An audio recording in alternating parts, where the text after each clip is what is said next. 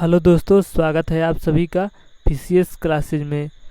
आजकल हम लोगों का क्लास जो चल रहा है वो आपका लुसेंट का जीके का चल रहा है। लगभग हमको 10,000 एमसीक्यू लगाना है और रोज़ हम आपके 40 या 50 क्वेश्चन रोज़ करते हैं। तो आप रोज़ इतना क्वेश्चन देखेंगे तो आपका लुसेंट काफ़ी अच्छे से तैयार हो जाएगा। तो चलिए आइए, ज़्यादा समय ना लेंगे और सीधे क्वेश्चन आंसर पर हम बात करते हैं। देखिए, आपका पहला क्वेश्चन दे रहा है कि भारत का कौन सा राज्य टाइगर राज्य के नाम से जाना जाता है।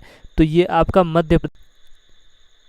देखिए, इसके आगे आपका दूसरा क्वेश्चन दे रहा है कि वह जल जो साबुन के साथ रगड़ने पर शीघ्रता से एवं अधिक झाग देता है। तो ये आपका मृदु जल हो जाएगा इसका सही उत्तर। इसके आगे चलिए और देखिए, आपका अगला क्वेश्चन दे रहा है कि वन महोत्सव किसने आरंभ किया था। तो इसका सही उत्तर हो जाएगा के.एम. मुंशी के द्वारा किया गया था। इसके आगे चलिए और देखिए, आपका अगला क्वेश्चन दे रहा है। अगला आपका क्वेश्चन है कि भारतीय संघ की कार्यपालिका शक्ति किसमें निहित है। तो भारत के राष्ट्रपति में निहित है। इसके आगे चलिए और देखिए, आपका अगला क्वेश्चन दे रहा है कि विश्व वन संरक्षण कोष कहाँ पर स्थित है। तो आपके स्विट्जरलैंड में स्थित है। तो इसे आप अच्छे से याद रखिएगा। इसके आगे चलिए और देखिए, आपका अगला क्वेश्चन दे रहा है कि निमोनिया रोग मानव शरीर के किस अंग को प्रभावित करता है। तो इसका सही उत्तर हो जाएगा आपका फेफड़ा को प्रभावित करता है। इसके आगे चलिए और देखिए, आपका अगला क्वेश्चन दे रहा है कि उस वेद का नाम लिखिए जिसकी रचना गद्य एवं पद दोनों में की गई है। तो यह इसका सही उत्तर हो जाएगा आपका यजुर्वेद में किया गया है। इसके आगे चलिए और देखिए, आपका अगला क्वेश्चन दे रहा है कि वयस्क मताधिकार की आयु सीमा 21 वर्ष से घटाकर 18 वर्ष किस संविधान संशोधन अधिनियम द्वारा की गई। तो इसका सही उत्तर हो जाएगा 61वां संविधान संशोधन अधिनियम 1989 के तहत किया गया था। इसके आगे चलिए और देखिए, आपका अगला क्वेश्चन दे रहा है कि भारत में पहला समाचार पत्र की शुरुआत किसने की थी। तो भारत में सबसे पहले समाचार पत्र की शुरुआत आपके सैयद अहमद खां के द्वारा किया गया था। तो इसे आप अच्छे से याद रखिएगा। अगला आपका क्वेश्चन दे रहा है कि किस पदार्थ में सबसे अधिक विशिष्ट ऊष्मा होती है। तो आपके पानी में सबसे ज़्यादा विशिष्ट ऊष्मा होती है।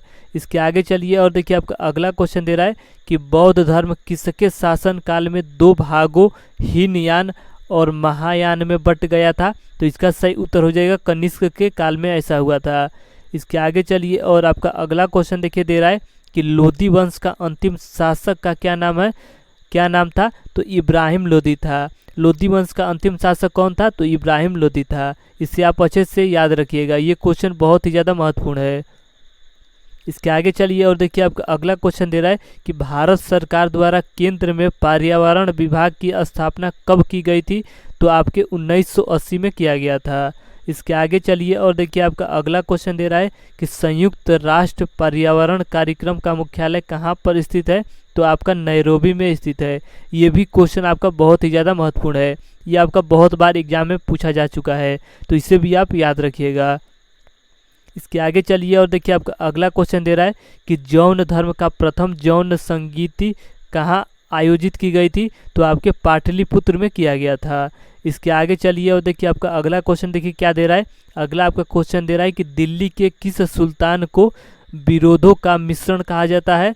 तो इसका सही उत्तर हो जाएगा मोहम्मद बिन तुगलक को कहा जाता है। देखिए, इसके आगे आपका अगला क्वेश्चन दे रहा है कि दल बदल से संबंधित कानून का उल्लेख किस अनुसूची में है।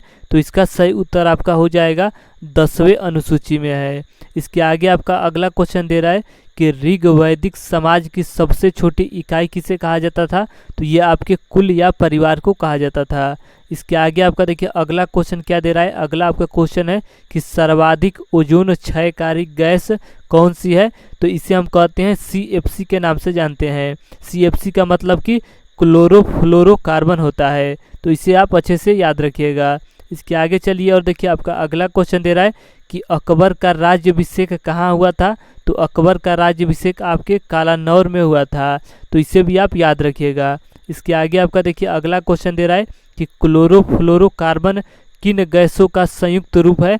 तो क्लोरीन, फ्लोरीन एवं कार्बन का संयुक्त रूप है। तो ये क्वेश्चन आपका बहुत ही ज़्यादा महत्वपूर्ण है। तो इसे आप याद रखिएगा।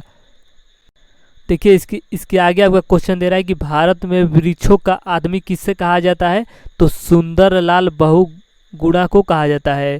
इसके आगे चलिए और देखिए आपका अगला क्वेश्चन दे रहा है कि इतिहास में किस शासक के पास एक शक्तिशाली नौसेना थी। तो इसका सही उत्तर हो जाएगा आपके चोलों के पास शक्तिशाली नौसेना हुआ करती थी। तो इसे आप याद रखिएगा। इसके आगे चलिए और देखिए आपका अगला क्वेश्चन दे रहा है कि कौन सी धातु बिजली का सबसे अच्छा चालक है। तो इसका सही उत्तर आपका चांदी हो जाएगा। चांदी आपका विद्युत का बिजली का सबसे अच्छा चालक है। इसके आगे चलिए और देखिए आपका अगला क्वेश्चन दे रहा है कि संकीर्तन प्रथा के जन्मदाता किसे कहा जाता है।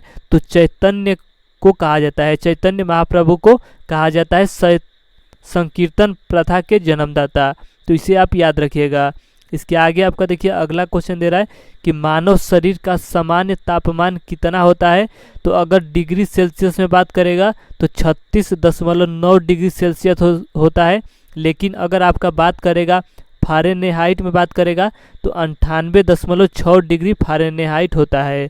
इसके आगे चलिए और देखिए आपका अगला क्वेश्चन दे रहा है कि आलमगीर के नाम से किस मुगल शासक को जाना जाता था। तो औरंगजेब को जाना जाता था और औरंगजेब को ही जिंदा पीर भी कहा जाता था। तो ये भी बात आप याद रखिएगा। चलिए इसके आगे चलते हैं और देखिए आपका अगला क्वेश्चन दे रहा है कि शहीद आजम की उपाधि किस महान देशभक्त को जाना जाता है।